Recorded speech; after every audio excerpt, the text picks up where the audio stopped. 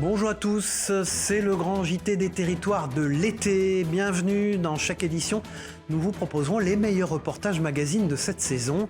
Voici d'ailleurs le tout premier reportage de ces éditions.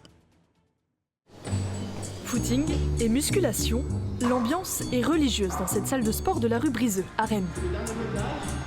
Il y a 5 ans, l'enseigne rennaise l'Orange Bleu a racheté la chapelle d'un couvent qui accueillait des sœurs jusqu'en 2003. Et aujourd'hui, 1400 sportifs se dépensent à la lumière des vitraux.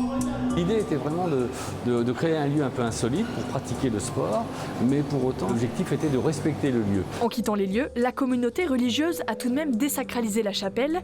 Concrètement, tout le mobilier utile aux cérémonies a été enlevé. Mais en arrivant, les adhérents longent tout de même ce crucifix avant de croiser la route du bénitier. Derrière le comptoir trône encore une plaque en l'honneur de la comtesse de Pimaudan qui fonda le couvent en 1885. Même époque, mais autre renaissance, rue du Général Patton, une petite chapelle bénite en 1866 est en train de se reconvertir dans l'art. On est à la chapelle Notre-Dame de Bon Secours et j'aimerais faire mon atelier de travail artistique dans ce superbe lieu. Anita Goran a acheté ce bâtiment à la ville de Rennes il y a 2 ans. Objectif, installer son atelier et proposer des expositions d'art contemporain. J'aimerais aussi garder la voûte céleste qui est particulièrement belle, peut-être pour la transformer en une sorte de caisson lumineux. On pourrait imaginer des impressions, des photographies. L'artiste ne peut pas faire tout à fait ce qu'elle veut. L'édifice n'est pas classé monument historique, mais il s'inscrit dans le plan local d'urbanisme. Aujourd'hui, à Rennes, il n'est pas rare de croiser des chapelles désacralisées car d'après le diocèse, il y a trop d'églises par rapport aux besoins. Les plus emblématiques édifices religieux transformés restent tout de même le couvent des Jacobins ou encore le théâtre du Vieux Saint-Étienne. Il pourrait être considéré comme un enquêteur des champs. Laurent Saint-Dizier opère dans les grands espaces de sa région depuis 10 ans à l'aide de ses outils favoris, des détecteurs de métaux. Une activité qu'il pratique pour le loisir, mais qui n'est pas sans intérêt pour les sols et leurs propriétaires, puisqu'il permet de dépolluer les terrains. Livia Buchler et Denis Lequien, journalistes pour Vosges TV, l'ont suivi le temps d'une sortie dans une parcelle agricole. Regardez ce reportage. Voilà ce qu'on trouve beaucoup. Donc du bouton. Ça c'est du bouton, des petites bagues quand même on en trouve. Ça c'est toutes des bagues mais sans intérêt quoi, c'est de la bague de pacotille. Et c'est majoritairement dans les champs que Laurent trouve ces objets qu'il conserve dans cette boîte depuis bientôt 10 ans et ses débuts dans la détection de métaux. Chaque semaine, pendant plusieurs heures, il parcourt les terrains agricoles à la recherche de trouvailles bien sûr, mais ce n'est pas le seul objectif. Il y a un aspect très important, donc on dépollue le plomb, l'alu, tous les métaux qui sont dans les champs en fait. Surtout du plomb, il y en a beaucoup, et de l'alu. On creuse sur les 20 cm, on enlève quasiment tout ce qu'il y a dans les 20 cm. Un loisir bon pour l'environnement, mais qui doit être pratiqué dans les règles. Bon, donc ça ira à la poubelle. Ça c'est de l'alu. Donc ça c'est un casse-croûte qui a été roulé en boule et qui a été jeté là. C'est juste de l'aluminium ça. On a le droit d'aller partout sauf les sites archéologiques. Tout ce qui est site archéologique est lieu de combat en fait.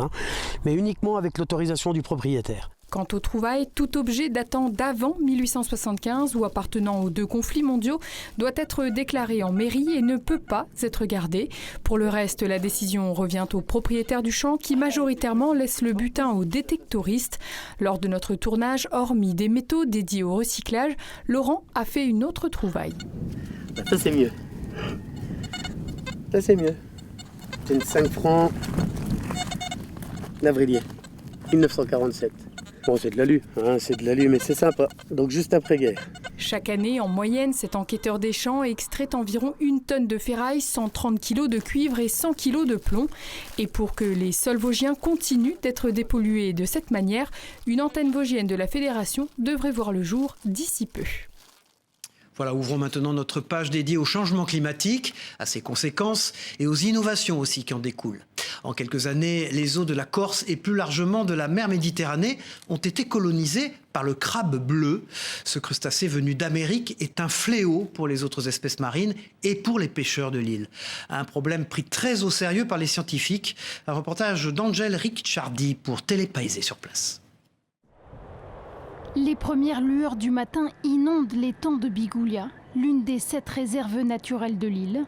Mais sous les eaux tranquilles vit un crabe bleu qui mange tous les poissons et détruit les filets des pêcheurs. D'habitude, ce sont 6 embarcations qui sillonnent l'étang. Aujourd'hui, Michel est tout seul. Ce crabe qui vient d'Amérique du Nord peut parcourir jusqu'à 15 km par jour et il n'a aucun prédateur. Alors, les dégâts sont très nombreux. C'est du matériel qui n'est pas fait pour les crabes. Pour le moment, on n'a pas trouvé de solution. À part de les sortir de l'eau et si on arrivait à la limite à les commercialiser, ça serait déjà quelque chose de gagné. Mais là, on n'a pas de marché. Pour le moment, on n'a pas de marché. Pour aider les pêcheurs, l'Office de l'environnement de la Corse a dû investir 22 000 € dans des filets plus résistants.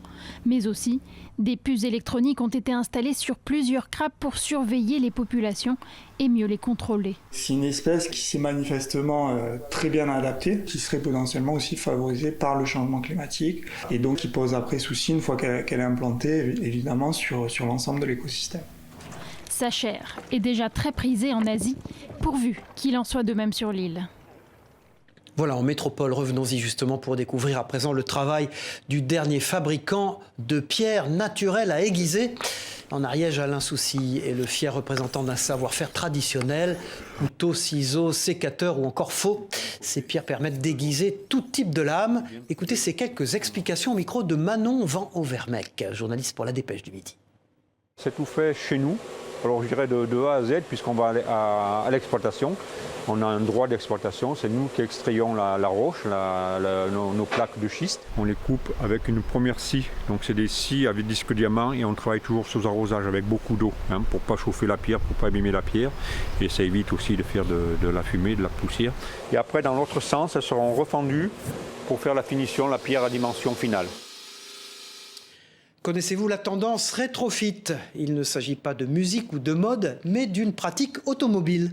En clair, le rétrofit consiste à remplacer le moteur thermique d'une voiture par des batteries électriques. Une solution de plus en plus prisée en France avec la flambée des prix de l'essence. Une solution aussi qui pourrait s'imposer avec la transition énergétique. Un reportage en Bretagne de TBO, la chaîne du groupe Le Télégramme sur place. Cet utilitaire a plus de 10 ans et fonctionne sans bruit et pour cause, il est électrique. Idem pour cette 504 coupé de 1970. Des véhicules thermiques anciens qui n'ont plus de moteur essence, mais des batteries sous le capot. C'est le rétrofit.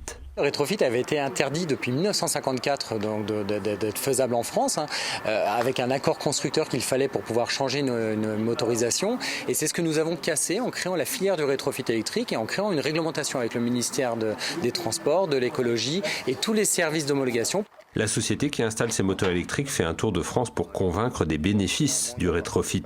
Le rétrofit séduit cette famille, prêt à en faire une activité professionnelle. Ça permet dans un premier temps d'éventuellement continuer à faire rouler des véhicules anciens qui donc ont des vieilles technologies et qui, à cause des nouveaux critères d'entrée en ville, n'ont plus le droit de rouler. Et donc ça peut éventuellement éviter de les laisser prendre la poussière dans un entrepôt. Autre avantage du rétrofit, son coût par rapport à l'achat d'un véhicule neuf, électrique, ce qui a séduit la banque partenaire du Tour. Le rétrofit présente le grand avantage d'être moins onéreux que l'achat d'un véhicule neuf, à peu près la moitié.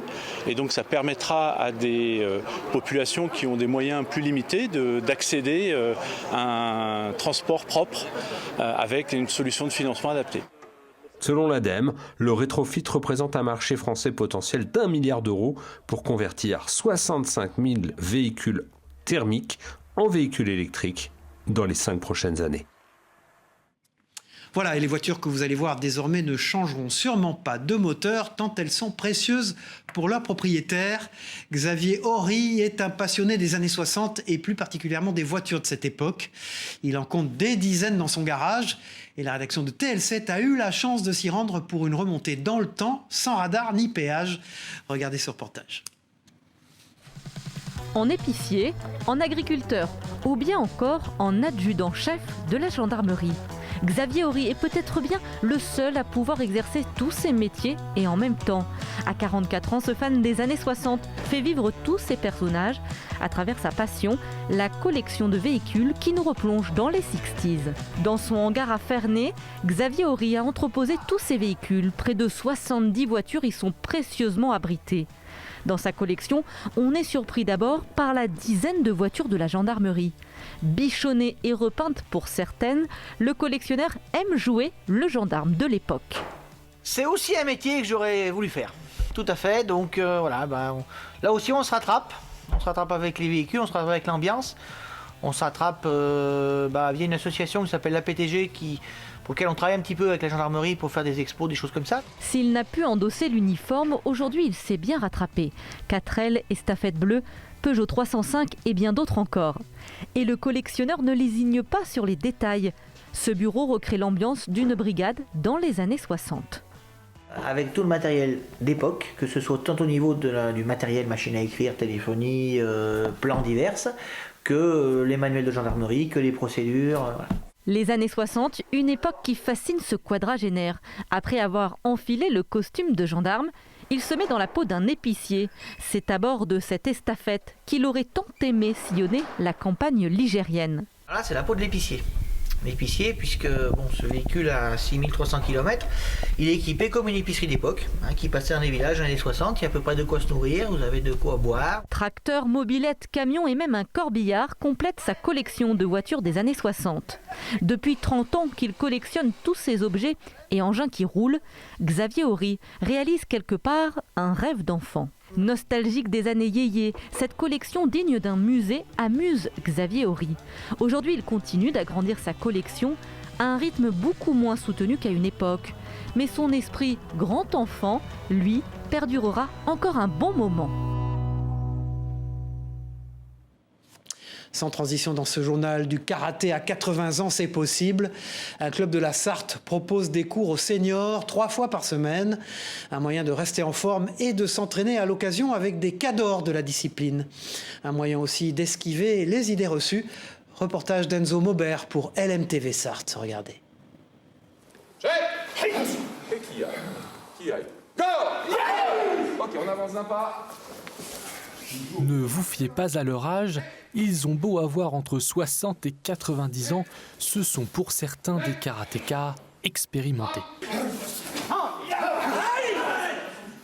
Pendant que tu es en combat, Au dojo du club Samouraï 2000 au Mans, des séances sont spécialement réservées aux seniors, qu'ils soient ceinture noire ou débutants.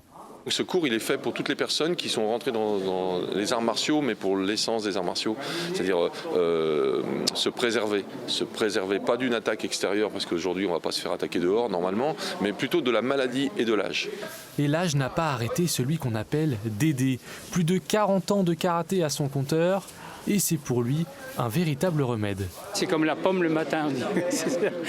Qu'est-ce que ça fait la pomme le matin? La pomme le matin, quand on dit je mange une pomme le matin, je vais moins souvent chez le médecin. Et c'est pour ça que je disais, quand on fait du karaté, on va moins souvent chez le médecin. Si le karaté fait travailler réflexe, concentration et mouvement, il permet aussi de créer du lien et de garder le moral. Ça permet justement d'éviter de s'enraciner, de s'encrouter, on va dire. C'est très convivial, on se souhaite nos anniversaires, à la limite on est une petite bande d'amis, et même des fois on fait participer nos épouses, et donc c'est génial si vous voulez. Ça aide aussi à vivre, à donner un mental dans la vie, c'est pas toujours facile, quelquefois on tombe dans des trous, etc. Bon, à 84 ans, on a déjà connu la maladie, etc., l'hospitalisation. Mais ça aide à se relever à chaque fois. Et c'est ça qui est important pour moi. Bien plus qu'un sport de défense, fouler le tatami peut donc éviter non pas de vieillir, mais de devenir vieux. Et puis un conseil de lecture maintenant dans ce JT avec le dernier roman d'Antoine Sénanque, nommé Croix de cendre. Son nouvel ouvrage mêle roman d'aventure, fresque historique et polar médiéval. Il nous emmène sur les routes de France pendant l'Inquisition, mais aussi sur les routes de la soie en Crimée pour découvrir les origines de la peste noire. Un roman idéal pour cet été sur les plages. Un reportage exclusif de Christophe Rigaud. Regardez. Croix de cendre, le dernier roman d'Antoine Sénanque, nous plonge en plein Moyen-Âge, le siècle des calamités, au temps de la peste noire et de l'Inquisition. C'est le siècle de la famine, d'un nouvel âge glaciaire qui fait que les loups sont dans les villes. C'est le siècle de la misère, de la guerre de 100 ans. Et c'est surtout le grand siècle de la grande peste noire du XIVe siècle qui reste le plus grand cataclysme qui a touché toute l'humanité. Donc c'est un siècle extrêmement obscur, mais au sein de cette obscurité, il y a des lueurs. Et c'est ces lueurs que j'ai voulu faire développer, on va dire, dans le livre. Et ces lueurs sont des lueurs spirituelles, c'est-à-dire avec des grandes figures spirituelles, notamment celle de Maître Eckhart, et de ces femmes merveilleuses qui étaient les béguines et qui ont un rôle à jouer important dans le livre. Vrai roman d'aventure et polar médiéval, Croix de cendre est aussi nourri de la philosophie de Maître Eckhart, un des grands intellectuels du Moyen-Âge. Maître Eckhart prétendait que nous étions tous capables de Dieu, c'est-à-dire que l'homme était capable de devenir intégralement Dieu par adoption, ce qu'est Dieu par nature, et qu'il n'y ait pas de différence finalement entre l'individu humain et la déité. Et évidemment, cette ambition énorme était assez mal digérée, si on peut dire, par l'Église catholique, et c'est ce qui a expliqué son procès en Inquisition. Le roman nous amène aussi en Crimée, pendant le siège par les Mongols d'un comptoir génois, d'où serait partie l'épidémie de peste noire. Un jour, lors de ce siège, la peste s'est allumée dans les rangs mongols et a commencé à décimer tous les guerriers mongols. Avant de s'en aller, le chef mongol a pris cette décision qui peut être considérée comme une des premières décisions de guerre bactériologique. Il a décidé de catapulter au-dessus des murs de Kaffa, qui était le comptoir génois, les cadavres de ces soldats infectés pour que les marins génois, en revenant chez eux, diffusent la peste dans l'Europe entière. Roman haletant, Croix de cendre d'Antoine Senanque a fait partie de la liste du prix Goncourt et depuis a été traduit en 9 langues. Ils ont marqué le temps dit de la Belle Époque. Les anciens palaces de la ville d'Aix-les-Bains en Savoie sont devenus des résidences. Ils n'accueillent donc plus de prestigieux clients, mais leur splendeur n'en reste pas moins éblouissante et regorge de souvenirs de la haute société du début du XXe siècle. Visite guidée et historique menée par Victoria Lopez de la rédaction de 8 Mont Blanc. Il est considéré à son époque comme un novateur hardi. Alors que les grands hôtels sont situés en centre-ville, l'italien Gaudens Rossignoli fait construire à la fin du 19e siècle un établissement luxueux sur les hauteurs d'Aix-les-Bains, le Splendide. On ne savait pas si ça allait marcher, si les gens allaient accepter de sortir de la ville aussi loin pour être à l'hôtel. Mais ça marchera très très bien, très fort, à tel point qu'il agrandira. Donc en 1906, il fera construire l'Excelsior. Il mourra 2 ans plus tard, en 1908. C'est son fils, Louis Rossignoli, qui a une trentaine d'années, qui est prêt à prendre la relève, qui la prend d'ailleurs avec brio et qui fera construire donc en 1913-14 le Royal. Les 3 établissements reliés à l'époque par une passerelle au-dessus de la route accueillent tout au long de la Belle Époque une clientèle cosmopolite friande de cures thermales. Les palaces attirent même des têtes couronnées comme l'impératrice Sissi en 1895. Au départ, elle devait faire qu'une seule semaine de cure à Aix et finalement elle s'est tellement plu à Aix et au Splendide qu'elle a fait ses 3 semaines, comme tout le monde, c'est toujours la prescription aujourd'hui. L'un de ses grands plaisirs, c'était prendre des bains de lait d'ânesse dans sa baignoire du Splendide. On a également eu le roi Georges Ier de Grèce. Donc lui, c'est l'une des têtes couronnées les plus fidèles à Aix, puisqu'il est venu chaque année quasiment entre 1889 et 1912. L'histoire dit aussi, est-ce que c'est vrai, mais en tout cas qu'un Maharaja ou un émir arabe avait loué tout le premier étage du Splendide, donc qui est déjà l'étage le plus huppé, le plus cher. Et il avait donné comme consigne avant d'arriver, videz-le. Enlevez les meubles, les décors. Et donc quand ses serviteurs sont arrivés, ils ont monté les tentes dans les salons. Il était comme à la maison. Après cette période, les hôtels traversent les guerres sans dommages. Alors que la belle société délaisse peu à peu les villes d'eau, Splendide, Excelsior et Royal ferment leurs portes dans les années 60. Le mobilier est mis aux enchères et le bâtiment vendu en lot. Parmi les résidents d'aujourd'hui, Serge Sueur est un passionné de l'histoire des lieux.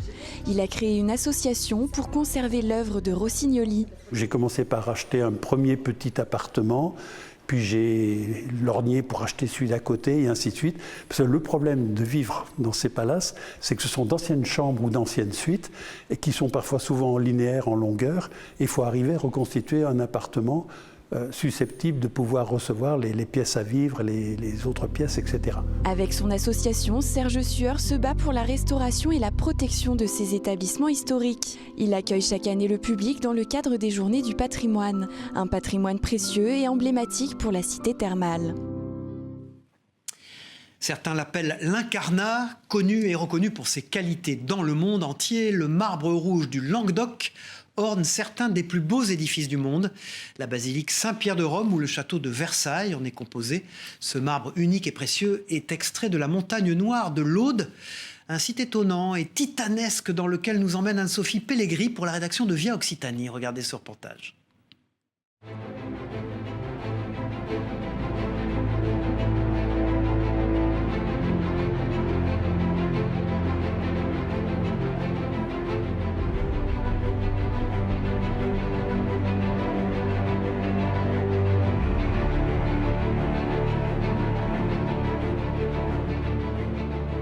L'exploitation du marbre, c'est aussi un combat de l'homme avec la nature, d'où il tire de quoi magnifier l'homme.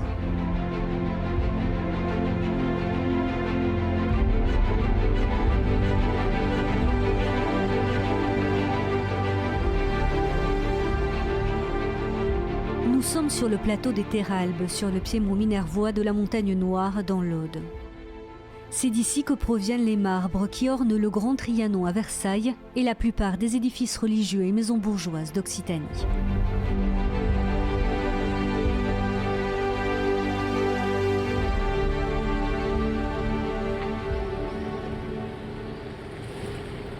Cette carrière est exploitée par la société Cyrnos. Chaque année, Antonio et son équipe extraient de la roche 10 000 tonnes de marbre. Chaque bloc pèse à lui seul près de 800 tonnes. Un travail titanesque réalisé à l'aide d'une scie longue de 3 mètres permettant de désolidariser la roche du sol.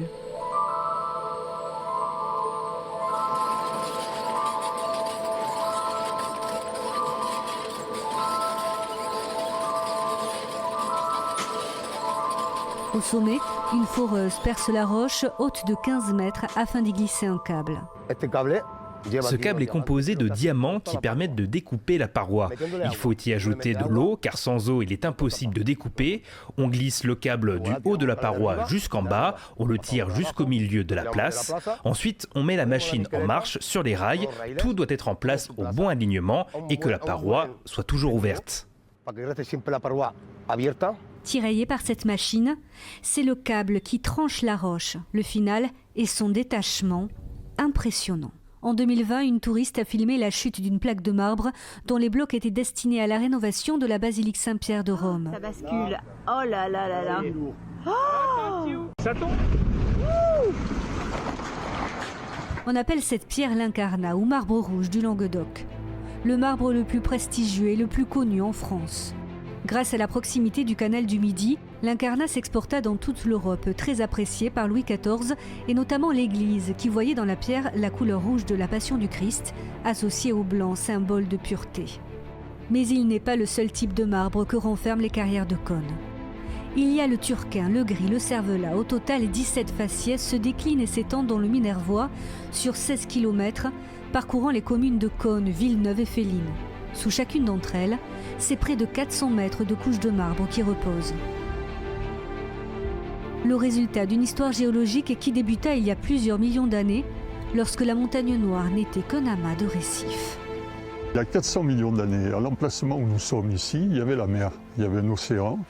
On a des sédiments carbonatés qui se déposent très lentement, millimètre après millimètre. C'est des coraux, des massifs de coraux, comme en bordure actuellement la barrière de corail au large de l'Australie. Petit à petit, ces fossiles et ce matériau va se transformer en roche. C'est ce qu'on appelle la diagénèse. Et si vous voulez, ça va prendre du temps. Ensuite, la tectonique des plaques qui s'est mise en place il y a 300 millions d'années, ces sédiments vont être broyés, contournés, chahutés. Et disons qu'au bout du compte, on a le marbre.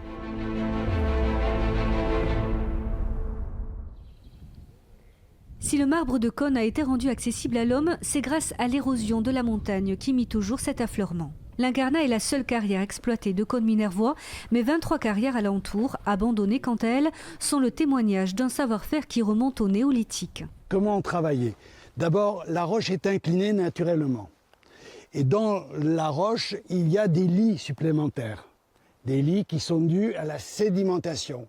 À certains moments de la sédimentation, du sable ou de l'argile ou un autre minéral s'est déposé et a provoqué une rupture de continuité entre les lits. Et c'est là l'œil de notre carrier, c'est de trouver l'emplacement où taper pour décoller la roche. On est, vous voyez comme ça se décolle là, à cet endroit-là, c'est une autre faille. Il suffit d'un coup de marteau ou de burin pour que la pierre se décolle. Derrière chaque trace, il y a un marteau, un burin, un geste gravé dans la pierre pour les siècles. Les marbrières de Cosne-Minervois sont en accès libre. Des visites sont organisées par l'association des marbrières de Cosne sur réservation auprès de l'Office de tourisme Grand Carcassonne, antenne de Cosne-Minervois.